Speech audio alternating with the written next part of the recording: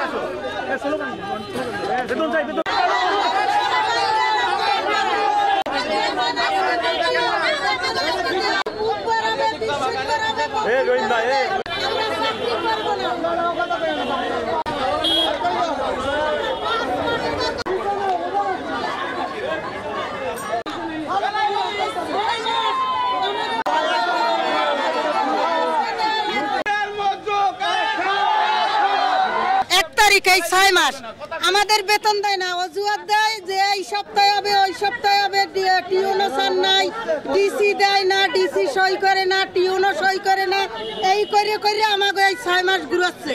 আমরা বেতন পাই না, সুইপার, ডোম, মেটর, সুইচ গেট, রাস্তা, ঝাড়ুদার, আমরা এই 5 মাসে বেতন পাই না স্যার। আমরা না খাইয়ে মরতে যাইতে আছি, আমরা এই 5 মাস চাকরি করি, কাকে দেবো এই করে আমাকে টাকা পয়সা 3000 টাকা বেতন দেয়, আমরা না খাইয়ে পরিষ্কার পরিচ্ছন্ন রাখার জন্য আমরা সুস্থভাবে আমরা যারা কর্মীরা আছে সবাই আমরা কাজ করতে চাই, কিন্তু আমাদের বেতনটা পরিশোধ করলে আমরা ইতিমধ্যে আমরা কাজে নেমে যাব। আমাদের এই 5 মাস ধরে আমাদের বেতন দিচ্ছেন, আমরা কি করে চলবো? 3000 টাকা বেতনে কেউ আমাদের কথা শোনে না, সবাই বেতন আছে, আমাদের বেতন হয় না। ডাক্তার ইউনুসের দ্বারা আমাদের দাবি, আমাকে যাবতীয় বেতন না দেবে যাবতীয় পৌরসভার গেট করবো না।